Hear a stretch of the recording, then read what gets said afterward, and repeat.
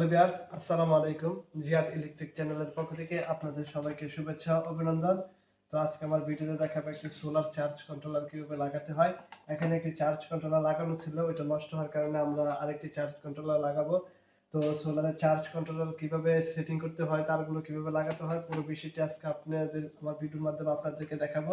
তো যারা এখনো আমার চ্যানেলটিকে সাবস্ক্রাইব করেননি, আমার চ্যানেলটিকে সাবস্ক্রাইব করে পাশে থাকা বেল আইকনে ক্লিক করুন পরবর্তী ভিডিও নোটিফিকেশন পাওয়ার জন্য। যারা ইতিমধ্যে সাবস্ক্রাইব করেছেন তাদেরকে অসংখ্য ধন্যবাদ। তো এখন দেখেন আমি কিভাবে সেটিংটি করলাম।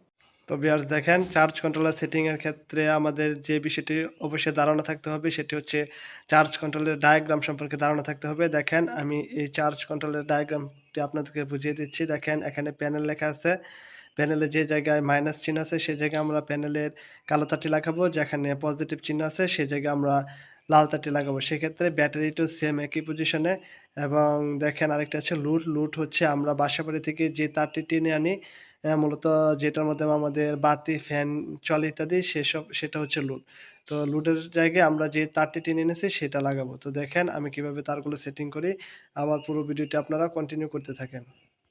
তো ভিউয়ার্স, দেখেন আমি চার্জ কন্ট্রোলারটি ভালোভাবে ওয়ালের সাথে লাগিয়ে নিলাম।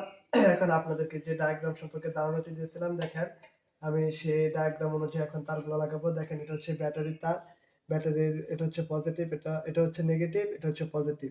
তো আমি বলেছিলাম যে জায়গায় মাইনাস চিহ্ন সেই জায়গায় আমরা নেগেটিভ তারটি লাগাবো, কালো তারটি। তো দেখেন আমি সেই অনুযায়ী ডায়াগ্রাম অনুযায়ী সেম আমি এভাবে লাগাচ্ছি, আপনারা দেখেন।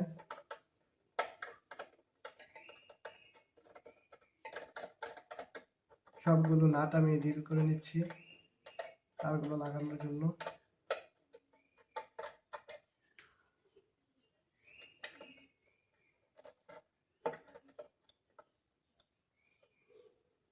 তবে দেখেন আমি প্রথমে ব্যাটারি তারটি লাগিয়ে নিচ্ছি।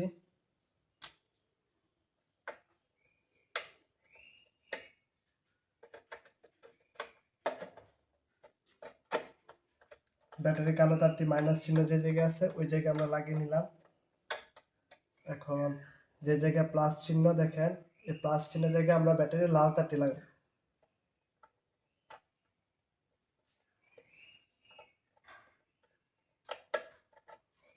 দেখেন আমাদের ব্যাটারির যে দুটো তার ছিল, দেখেন ব্যাটারি কানেকশন করে নিলাম। এখন এখানে হচ্ছে প্যানেল, এটা হচ্ছে আমার প্যানেলের তার, এটা হচ্ছে পজিটিভ, এটা নেগেটিভ। যে জায়গায় লাল চিহ্ন আছে প্লাস চিহ্ন সেই জায়গায় আমরা লাল তারটি লাগাবো, আর মাইনাস চিহ্ন জায়গায় কালো তারটি লাগাবো।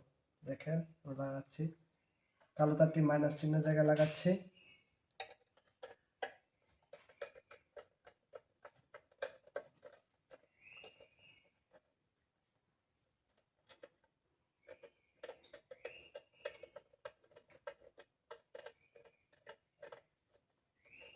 দেখেন আমাদের প্যানেল কানেকশন শেষ, প্যানেলের তারটি লাগিয়ে নিলাম এবং ব্যাটারি তারটি লাগিয়ে নিলাম। এখন আমাদের হচ্ছে লুট।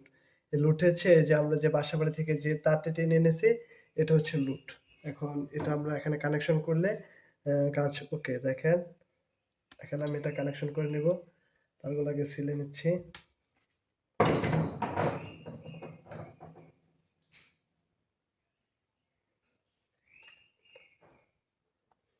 তারগুলো ভালোভাবে লাগাতে হবে যাতে কোনো অবস্থায় লুজ কানেকশন না থাকে।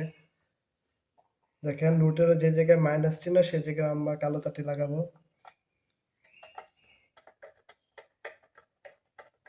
আর যেখানে প্লাস চিহ্ন আছে সেই জায়গায় আমরা লাল তারটি লাগাবো। দেখেন আমাদের কাজ ওকে।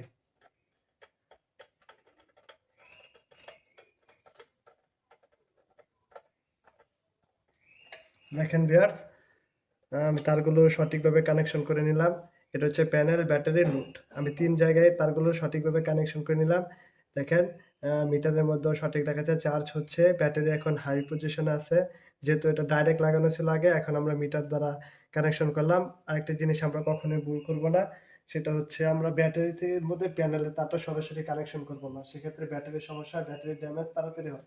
তা আমরা অবশ্যই ভালো মানের একটি চার্জ কন্ট্রোলার ব্যবহার করব। তো সেক্ষেত্রে আমি এখানে একটা ভালো মানের চার্জ কন্ট্রোলার ব্যবহার করলাম আর কানেকশনগুলো আপনাদেরকে সঠিকভাবে দেখালাম। তো আজকের ভিডিও থেকে আপনাদের কোনো প্রকার যদি উপকার আসে তাহলে অবশ্যই আমার চ্যানেলটিকে সাবস্ক্রাইব করে আমার চ্যানেলের পাশে থাকবেন এবং ভিডিওতে একটি লাইক কমেন্ট করে যাবেন। এবং ভালো থাকুন, সুস্থ থাকুন। সামনে আরেক ভিডিও নিয়ে আপনাদের সামনে হাজির হব। ধন্যবাদ।